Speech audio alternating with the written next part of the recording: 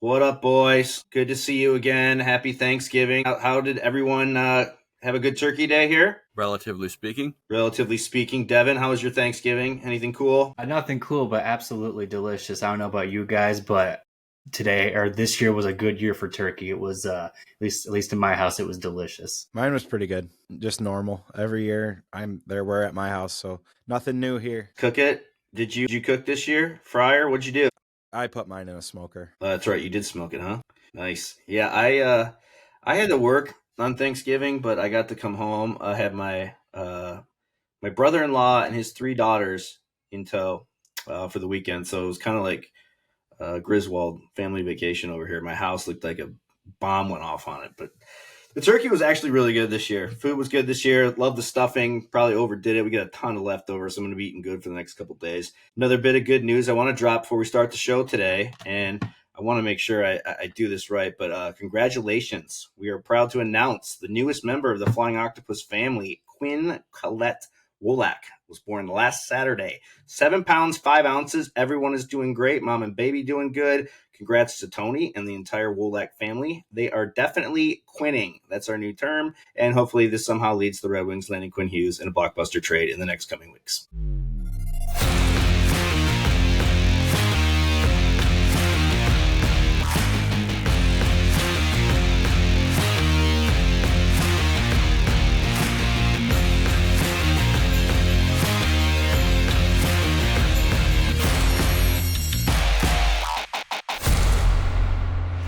Welcome to the Flying Octopus podcast, offering a new perspective on Red Wings hockey, as well as all the important news from around the NHL. And now, here are your hosts, Tony Wolak, Devin Little, and Evan Sabrin. Hey, it's Carter Bear, and you're listening to the Flying Octopus podcast.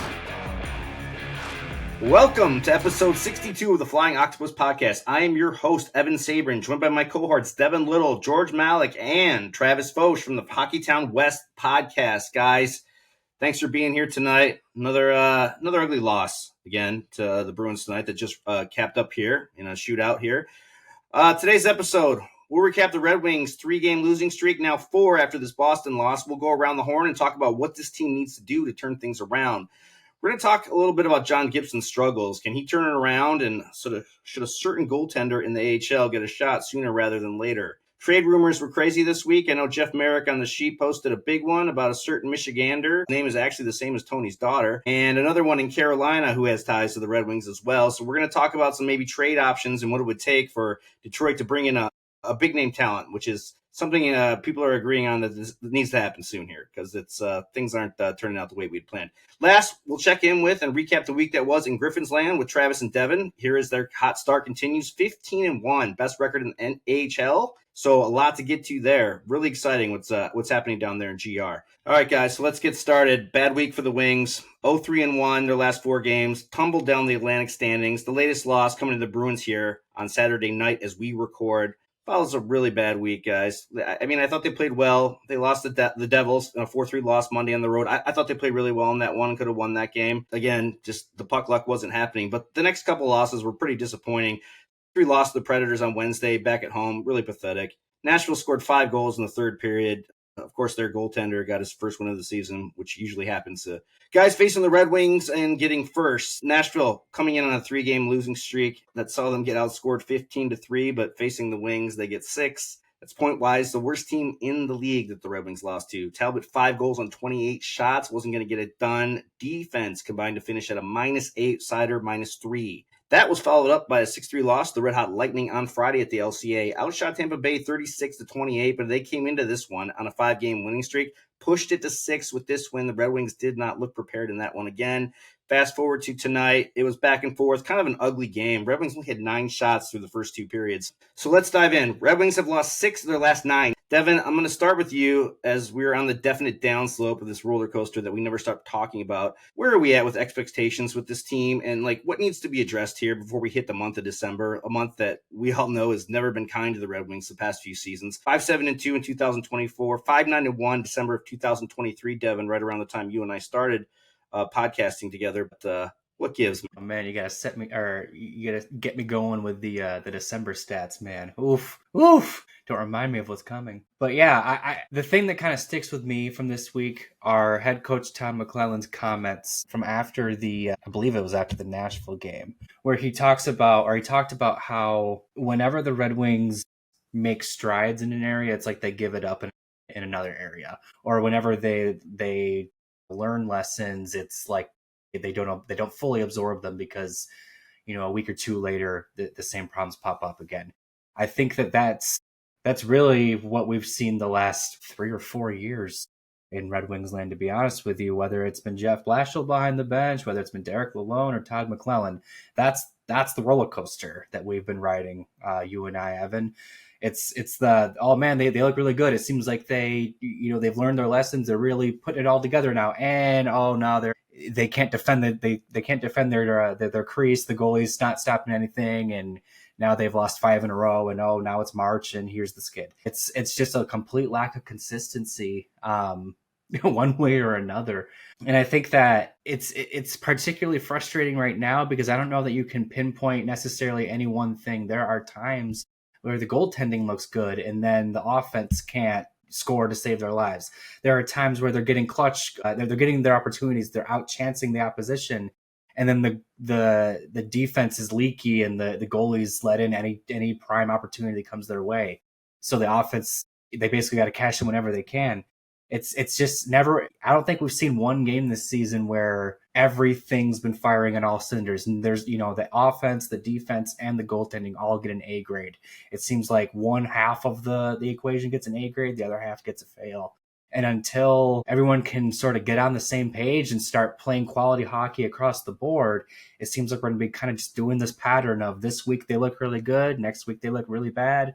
This week we're talking about this player being an all-star, this player, being an underrated gem. And then next week we're talking about how, maybe it wouldn't be so bad if Gav McKenna was a Red Wing. And until they figure out what team they want to be, the roller coaster will keep rolling on, Evan. I am curious, George, from your perspective, what are you seeing? I think that a lot of my observations would be similar to yours in that we're talking about a team that just can't seem to get all its disparate parts working in the same direction. As you say, that if the offense is working, the defense is porous. If the defense is working, the offense can't score a goal to save their lives. And of course, the goaltending has either been an adventure with John Gibson in goal, or they've been, good but not necessarily good enough with Cam Talbot in the net.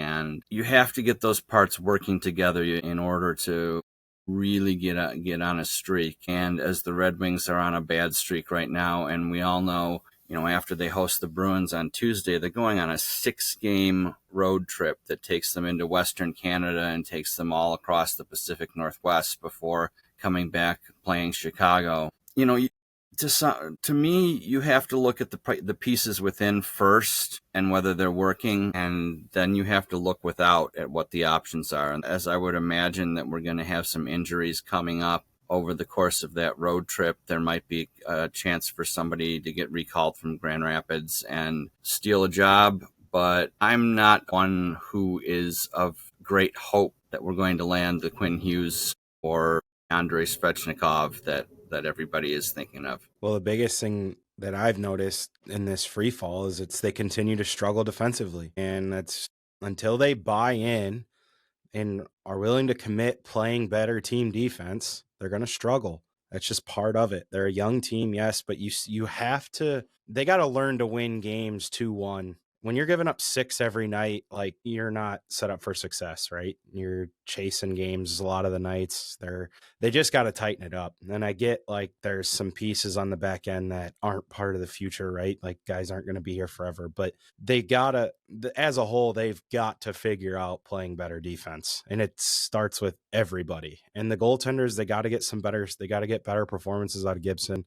But as a whole, sometimes the games in front of him, they're just playing so horrendous in front of him. Talbot's been good, like you said, not great. But until there's like a buy-in to playing defense, and like they're going to be in this mushy middle. They're going to have games where they play well and they win, and then there's going to be skids like this. But like, it's like Todd said, when's enough? Like, this is becoming yearly thing for 5 years, and they got to figure some stuff out, because they can't keep doing this every single year. There has to become a point when somebody in that room says, guys, this has got to stop. Like, we can't have these stinkers every other week. Like, it's just not, it's time to get better. I think that this right here that you're talking about, Travis, is like probably maybe the toughest hurdle the Red Wings are going to have to face over the course of this. I don't know if you want to call it a rebuild anymore, but this build, because that's not necessarily a talent thing, right? Like that's a mentality thing. That's how are the lessons going to stick? When is enough enough? When is someone going to stand up and say, this isn't working? What is it going to take? Because I don't know that it is a Quinn Hughes or a Svechnikov or a whatever. It's a mentality thing. And I don't know that that's even, you could say it's a leadership thing either. I don't know that any of us would necessarily say that Dylan Larkin is part of the problem. I don't think that we would say Moritz Seider is part of the problem, Lucas Raymond, the leadership group. So then what is it, right? How does this change come about? I think that the answer to that question, or however they figure out the answer to that question, is going to be really fascinating, because like I said, I don't know that it's a situation of a lack of talent. It's all between the ears, as Coach McClellan likes to talk about. One thing for me that really bothers me is you watch post games after they lose and the guys are just depressed. It's like pure depression. It's not pissed off. It's just sadness. Have some pissed off in your life. Get mad. They got to adapt a little bit of a different mentality and approach the game differently, because the way they're doing it's not working on a night-to-night basis. Red Wings have now allowed 4 more goals in 4 of their last 6. And, I guess we thought this situation would be better by bringing in John Gibson this season, but that hasn't exactly materialized. Gibson's save percentage last 5 games, here's the numbers: 15, 808, 815, 882, and 789. 13 games played, he's 4-7 with a 3.59 goals against average and an 865 save percentage. I think, the Wings brought this guy in knowing that their defense, you needed a goalie that could help bail out this defense that has not been very good these past few seasons, and they're getting the complete opposite of that. Is it time to worry about John Gibson? 13 games in, I don't think he could have a worse start than he has had to his Red Wings career. But, Devin, you still got hope for this guy? You think he's still going to turn it around? Well, I guess maybe if we're judging based off of prior results, Ville Husso, Alex Nedeljkovic, even Thomas Greiss, I'm trying to think of other examples, but they all started out pretty good when they first debuted with the Red Wings. I think Ville Husso had a really strong November in his first year with the Red Wings. And then December came and they all came crashing back down to earth, and they never really looked the way they did in their first month or couple of months as a Red Wing. And as we know, none of them are still with the organization to this day.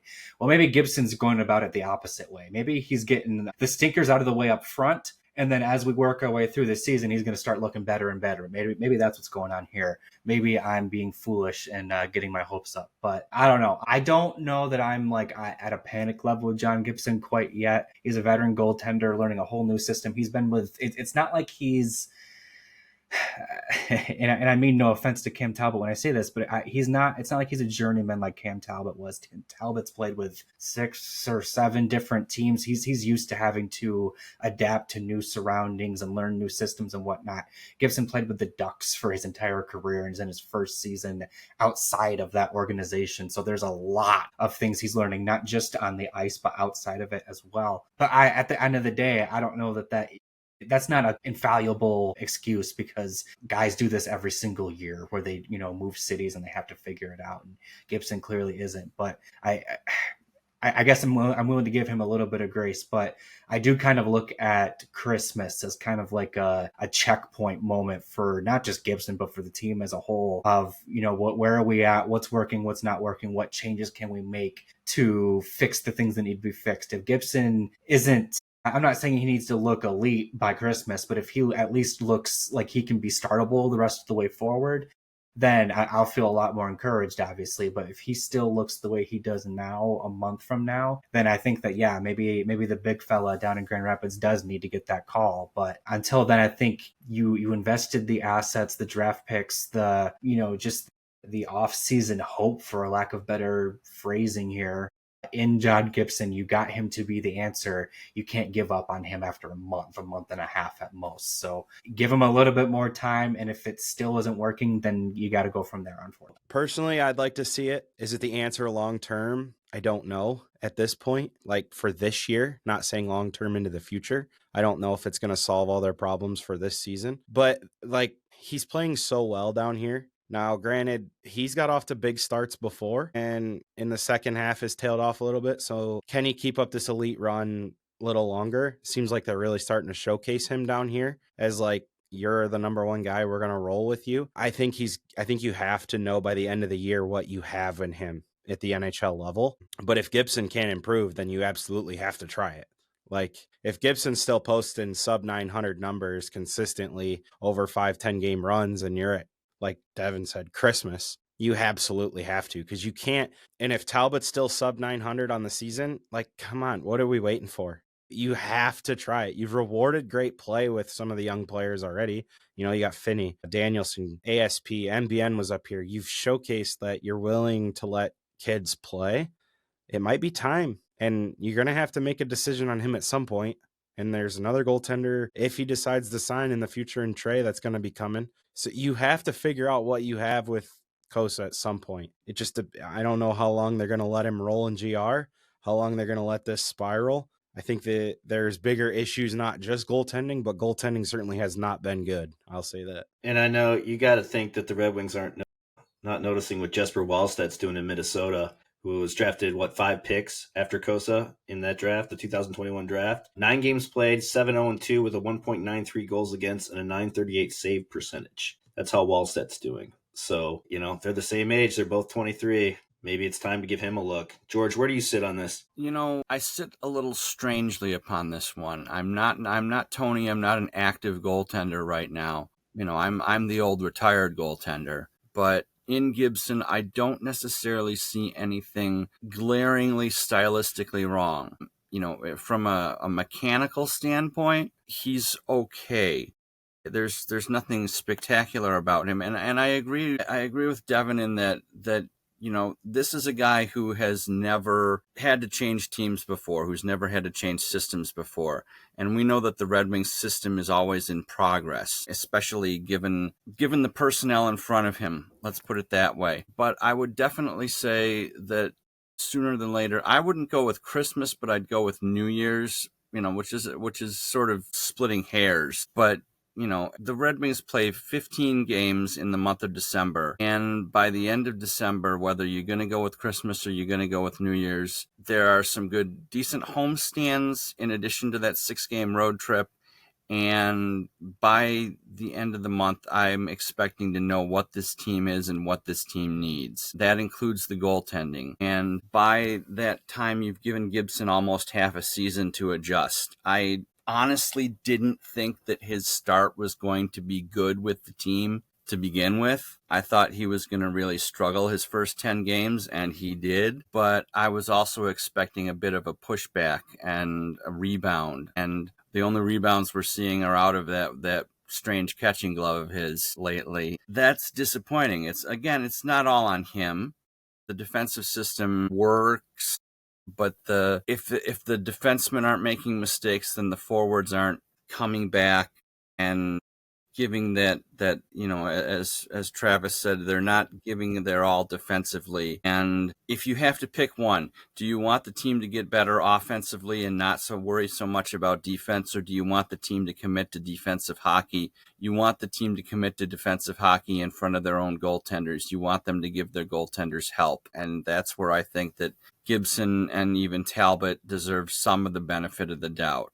And once again, it's not an excuse. There's no such thing as an excuse in professional hockey, but there are some explanations. Yeah, it's funny that you say Christmas, though, even Devin, because, I mean, if you look at the standings right now, the Red Wings are 6 points out of first place and 6 points out of last place. So the Atlantic's pretty jam-packed. This is the time where the Red Wings should be banking some kind of points heading into the new year. But, you know, I thought it was pretty ugly this week. I really was. It's funny, Travis, last week, what did you say on our show? You said, you know, expect more 5-game losing streaks. You know, they're going to keep hitting these streaks. It's just going to happen. So when we set our expectations at the beginning of the season, Red Wings start looking good and winning a few games. Again, we live in the moment with this team.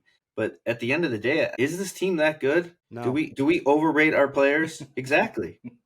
Do we overrate our players, our prospects? But again, like I've said all along, though, like this season with the Centennial and all these, you remember what Keith Gave said on our show, Devin, where he said, Sergei Fedorov, what would you say if we told you Sergei Fedorov was going to be, his number was going to get retired? And he asked, well, was Marian Illich still breathing? Because he thought he said he'd never see the day. And that's why I think the Centennial season, they've got all these special things planned this year. I think this is a season that they knew they were going to start to integrate the prospects, the young kids. And while they're entertaining to watch, and how long have we been asking to see these kids? That's the biggest Red Wing complaint. You can't have your cake and eat it too.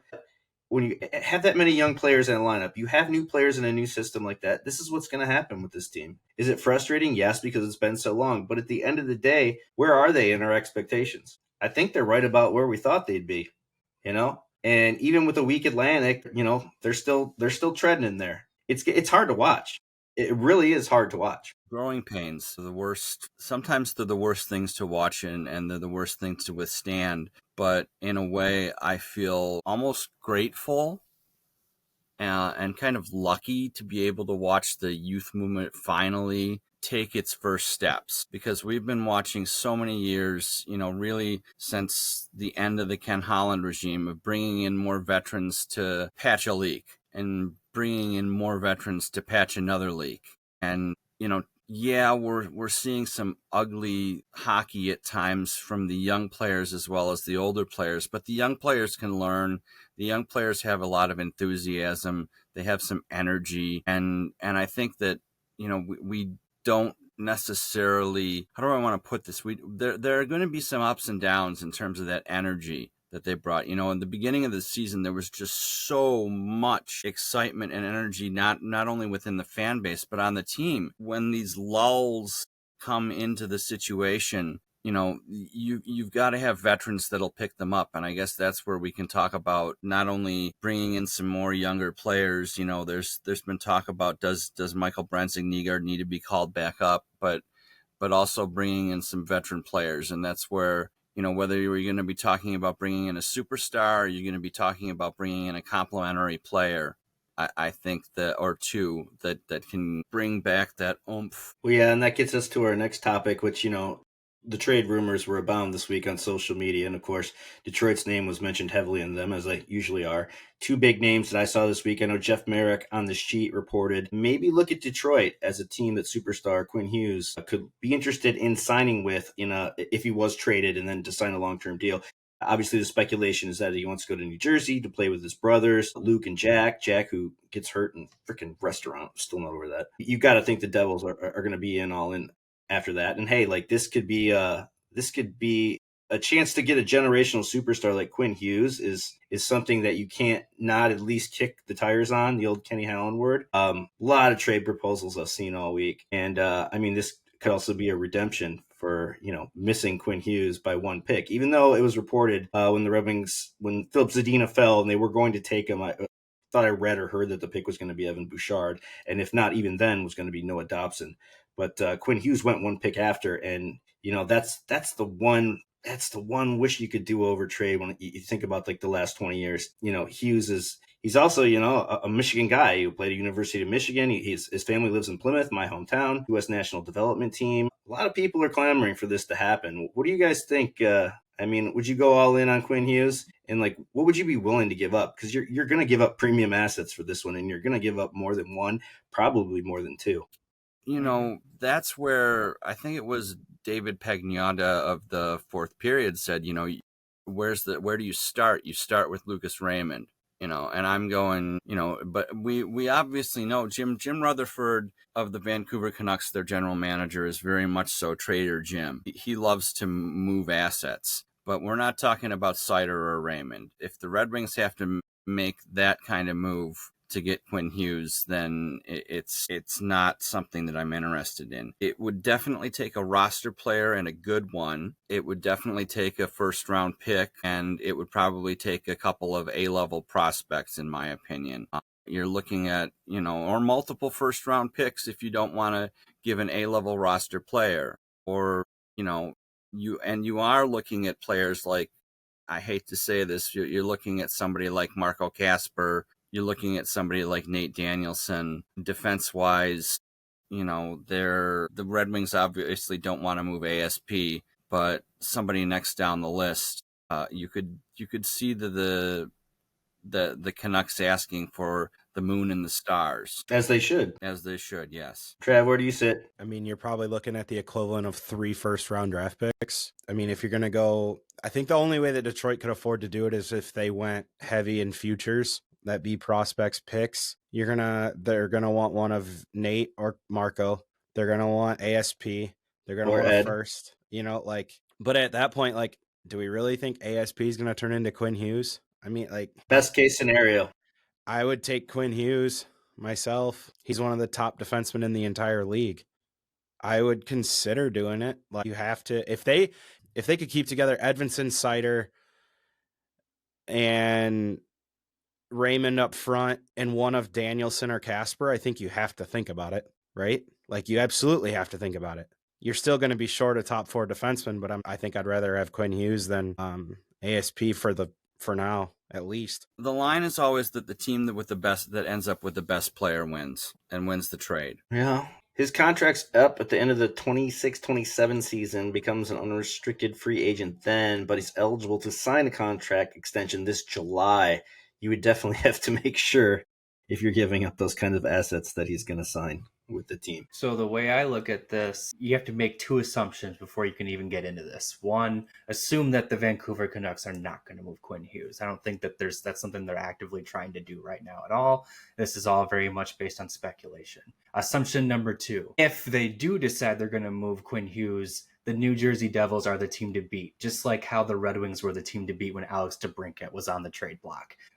Assume he's going to go to New Jersey before the Red Wings even have a chance to talk about this.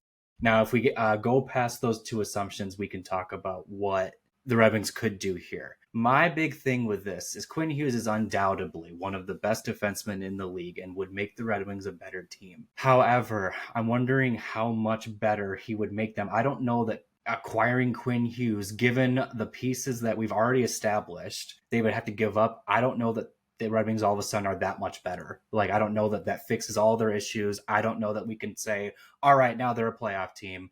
Because let's look at what the Vancouver Canucks have been the last 2 or 3 years. Well, they've had Quinn Hughes. Yeah, they've made the playoffs, I think, once in that stretch.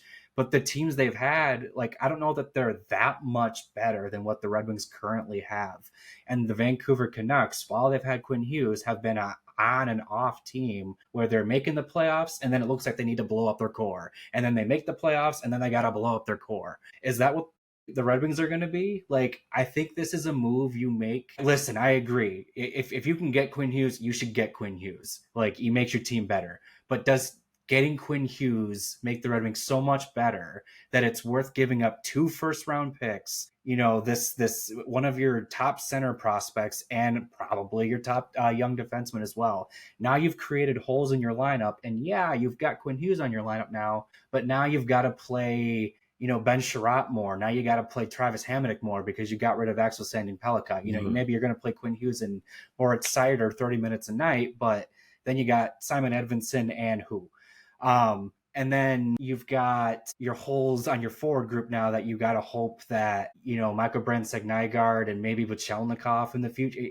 You've created a bunch of holes that now you don't have first round picks to fill either. So it's a tricky thing. I agree. I think you got to go futures heavy to get Quinn Hughes, but then what pieces are you comfortable with having left over after you've gone all in on this player? And then you still have an iffy goaltending situation. You still don't have a killer on offense, but yeah, you have Quinn Hughes and Mo Seider, so that's cool. It's such a tricky thing because the player is undeniably one of the best in the NHL, but the cost to acquire this player, you've got to feel really good about him re-signing with the Red Wings, and then also him pushing the team into a completely different status of team. Not just playoff hopeful, but like perennial playoff team. Because if anything short of that, it's not worth the picks alone, let alone the future players and what they could be too. So one thing too, where like it sucks because like again, you don't know what they have in Cossa. Vancouver's goaltenders hurt all the time. Detroit has 2 top level goaltending prospects. Like again, you don't know what Trey is at the pro level, so I don't think you can afford to move either one of them. But you could, in theory, center it around a goaltending prospect instead of maybe one of the forwards or, you know, an extra pick. Like, you know what I mean? Like there's other avenues they could explore because let's be real, Thatcher Demko isn't really a healthy guy anymore. He's always hurt. But I don't think the Wings are at this point in a position to do that because you don't know what either of them are at the NHL level. Which one would you be willing to if you had to choose? Jesus. No comment. Because there's a lot of people in the organization that are higher on Trey Augustine than Sebastian Cossa. So until I see Trey Augustine play an AHL or an NHL game, I'm not even concerned. He's not really something that is a factor yet. He hasn't even proven that he's a factor in the organization yet. He's not here. You don't know what you have. I've seen a lot of college goalies jump into the NHL or the AHL and just not be the same. It's happened a ton of times. It's true. He did play World Junior games. Looked pretty good in those, I thought. That's honestly with him. That's why I know Brandon said it. We all wished he would have signed and been in Toledo and did the Cossa approach, but they probably weren't going to. He probably didn't want to do that. Because he can probably make more in college with NIL now.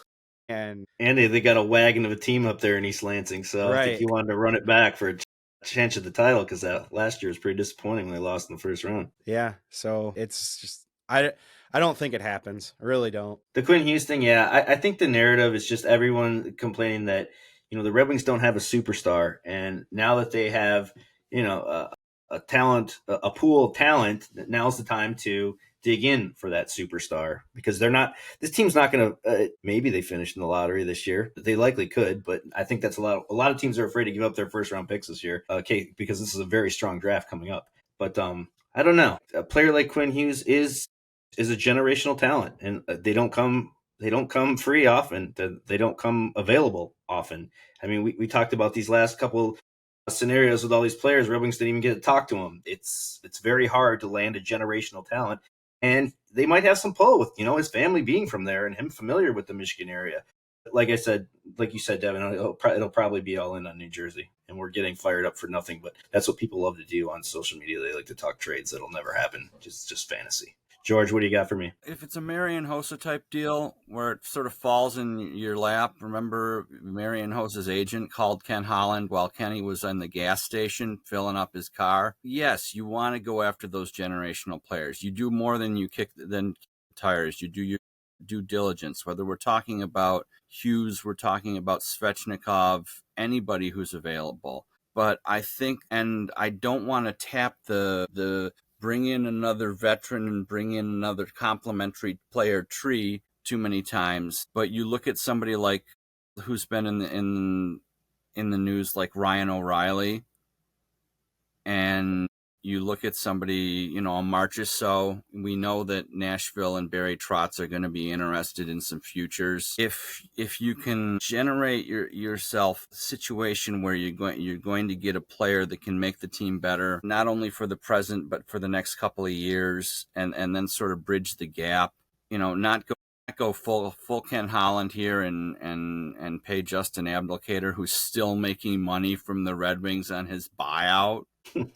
This season, but to get some, I like the idea of looking at some more complementary players a little closer to the trade deadline. And I'm going to be real honest in that I never thought that the Red Wings were going to be able to get their Richard Raquel or their Brian Rust or whoever else that they needed for scoring and or power forward. And I never thought that they were going to get their defenseman to spell Moritz Seider until closer to this season's trade deadline than I thought it was going to happen last summer. So for me, yes, you better sure as hell work your butt off to try and see if Trader Jim wants to move Quinn Hughes. You better do due diligence. But ultimately, a couple of complementary players, a couple of players that mid to above average level can help your team without having to sell the barn to buy a horse. I want to get to one other name real quick that we mentioned in the open too, and that is same draft, the 2018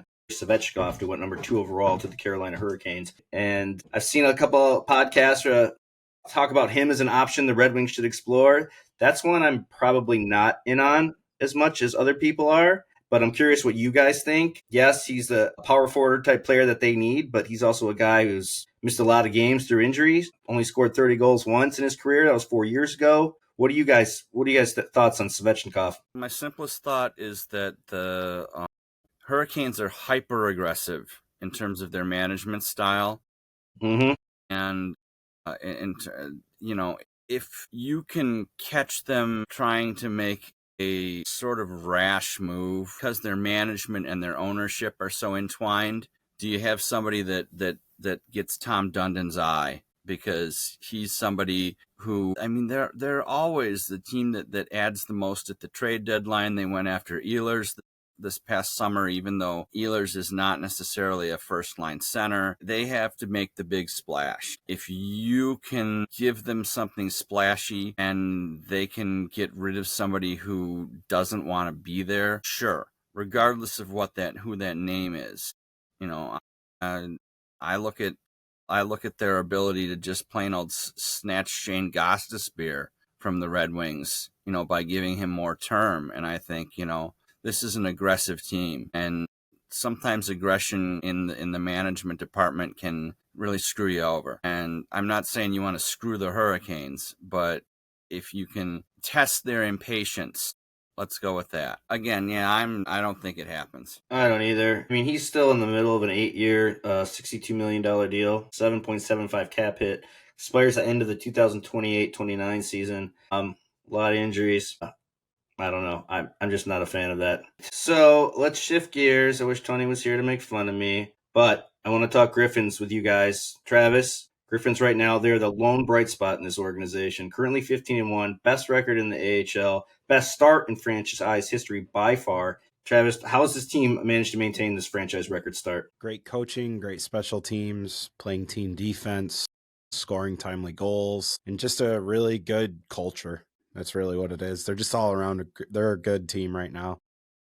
Did you have any idea they could be this good, especially when you consider all the young kids that were brought up to, I mean, how much better would they be if they had an ASP and Emmett and Nate Danielson down there? I mean, I didn't expect this kind of a start. I told the guys this. I didn't see this coming. It's an amazing start. It's been fun to be a part of. I'll say that. We'll see how long this goes. Like, you're waiting at some point. It's like, is there going to be a skid come, or are they just going to just keep winning games, right? And they have a veteran rule. They got to rotate 2 veterans in and out of the lineup every night because they have too many. Lombardi's hurt. They're still winning games. The goalies were both hurt. They call up their third goal from Toledo. He's playing lights out. Like, it's just all going right now. And Dan Watson's got them playing really good hockey. And he seemed to have built that culture there that, they had in Toledo when he was there, and they're all bought in. And it's them against the world, really, is what it feels like, kind of. Devin, what do you got? Well, I mentioned before when we were talking about the Red Wings about how you haven't really seen a lot of games where across the board you give every facet of the game an A grade. And I think that in Grand Rapids, you're seeing that on a lot of nights where maybe not everything's an A grade, but everything's definitely a passing grade. Maybe if B here and there and whatnot, but they're playing to win. They're playing winning hockey. I think Travis hit the nail on the head. I think that to kind of further his point there about, all right, when's the skid coming? You almost kind of hope as you get further into the schedule here, you almost hope that there is going to be a skid, because I immediately start to think of the Boston Bruins from 2 or 3 years ago where they lost like 15 games the whole season. And then they lost in the first round because they hadn't faced any adversity. They just weren't used to losing. So maybe as the Griffins roll along here, you want to see them rack up as many wins as possible. But if they're going to have the season that they want to have as individuals and at an organizational level, I think a little adversity might help them out. So again, it's fantastic to see everyone playing at the level they're playing at and to see the depth that they're showing right now too. And, Travis, as you mentioned, with injuries and whatnot too, I guess enjoy the good times while they're coming, because they're going to lose eventually. And I'd even be willing to wager that a little adversity might be beneficial for them in the long run too. MBN looks like he's fitting in well. He's been on a bit of a point tear here, Travis. Do you think he gets the call up back up to the Red Wings soon? Potentially. I think it might be a little while. I think they just want to see that kid dominate. Now, if it gets to a point to where like he's kind of at now, but like if he carries this up for like 15, 20 more games, then they're going to have to, right? Especially if their bottom six isn't scoring or their middle six isn't scoring goals or putting up any sort of offense. And he can keep up with the pace at the NHL. That was the thing with him that kind of stuck out, is the pace was a problem. Down here, he's played great. He's got a great guy to talk to with John Leonard. He gets to talk with a guy that's got as many goals in as many games as he's played while sitting out of the lineup. That's insane. I think he still leads the league in goals, and he hasn't played every single game of the year. So, he's learning from the guy. Like when I was down there, his locker was next to Leonard's. So he can pick a guy's ear that's scored a lot of goals in that league and knows what it takes to score at this level and, just be a productive player at that level. And how can that help him in the NHL? Like, they're clicking on all cylinders, and he jumped into that lineup and just right in with them. Like there was no learning curve. He was ready to roll from day one. I will say, just watching the Red Wings, it's kind of fascinating to me because, obviously like we said, Brent Nygaard got sent down to the Griffins because there was the pace issue and productivity wasn't necessarily there. But I feel like you still kind of feel his absence in the Red Wings lineup. That bottom six doesn't have nearly the same threat of being able to score without him there. Even though he wasn't putting the puck in the net, he was doing things that over time eventually lead to goals. It just felt like the bottom six, or at least the third line, had a little bit more of scoring potential with him there. And to see him, seamlessly fit into the Griffins lineup, it just kind of makes sense. He's been playing pro level hockey since training camp opened up, and it's just a little unfortunate that the production wasn't there at the NHL level. And it does not surprise me that it's there at the AHL level. And I think that, to Travis's point, if he can continue to do what he's doing and continue to build that momentum and just build his confidence, really, I think the Red Wings not only will maybe have no choice but to bring him up, but will need to bring him up, because if the bottom six continues to be the issue that it is in Detroit, they're going to need to make a change. And the change that they might need to make is just to kind of go back to what they had to start the season with. I know it's been a month and a half or so since, we were getting into the end of training camp and, rookie fever was at its highest, but there was a point in time where Emmett Finney and Michael Nygaard and Axel Sandin-Pellikka, it was hard to, pick out who impressed you the most out of the three of them, because they all were bringing different things to the table and they all did different things very, very well. And I think that we're seeing Brent Nygaard go back to doing what he did well, at least to start in training camp. But now he's doing it in Grand Rapids, and keep doing what he's doing, because he very well might end up doing it again in Detroit. Well, before we get to wrap here, Devin's got to hit us with some news and notes. Devin, take it away. We're going to start this off. I'm a big jersey guy. I don't know if you guys know that about me, but I'm always fascinated to see jersey reveals. And there was a significant one, at least in my opinion, this year. The Dallas Stars announced their 99 inspired third jersey. It's it's like the reverse retro 3.0. It was kind of a modern take on their Star jersey. First of all, did you guys see this jersey? And then second, what'd you think of it? Because I thought, first of all, I definitely thought it was reverse retro 3.0, but with that in mind, I thought it was perfect execution. I think fans down in Dallas really love this jersey. What do you guys think of it? Lucky for you, Devin, that jersey connoisseur / jersey snob Travis is on today's show. Yeah, I love this jersey. Not really any negatives from me. I think they should rebrand to the Star jersey again in some capacity, whether it's this or they go back to the gold trim instead of the silver. I like the current colors a lot myself on the new one. The cool thing for me that stuck out with it was Ottinger's mask, paying homage to Ed Belfour with the otter turning into an eagle. That was pretty sweet. Moving from Dallas up to Edmonton, this story came out recently and I thought it was very interesting. Much has been made of the Edmonton Oilers goaltending situation. I mean, really over the last couple of years. Stuart Skinner's been their guy, and obviously they've made it to the Stanley Cup final 2 years in a row, but seems like goaltending always kind of lets them down. There was a report that the Oilers attempted to call up Connor Ingram from the AHL, and the players effectively blocked it, backing Calvin Pickard. Not necessarily trying to install Ingram as the backup, but just to get a different look in the crease. And apparently, team leadership basically stepped in and said, no, we believe in our guy here. I don't know that we need to get super into the woods on this one, but I did find it really interesting because there is something to be said for how much you bond with your guys on a team, and especially a team like the Oilers where they've been to back-to-back Stanley Cup final runs with Stuart Skinner and Calvin Pickard as their goalies. At what point, does your fellowship as teammates maybe get in the way of what's best for the team? And at what point does the GM have to, even though the team might be saying, no, we believe in our guy, at what point does the GM say, it doesn't matter, or what we're doing right now isn't working? Do you guys have any thoughts on this? I can tell you that Vegas wouldn't have gotten Jack Eichel. I can tell you they wouldn't have got Max Pacioretty. I can tell you they wouldn't, any of these big guys they went out and got, they wouldn't have went and got, because at some point you got to be cutthroat and you got to make a business decision to make your team better if it's available. Like if St. Louis called them and said, hey, we're open to trading Bennington. Are you interested? And they said, no, we're going to roll with these because our guys back these guys. Like, you're not going to take Jordan Bennington over Calvin Pickard if that was an option, or no disrespect to those guys, but like at some point, if an upgrade's available, sorry guys, but you're the GM. You got to make the team better. Mm-hmm. I mean, you think about that draft too, where Yzerman traded up to get Cossa. Edmonton could have traded up there too. They could have traded out of the pick to get Wallstead. Yeah, they traded out of the pick.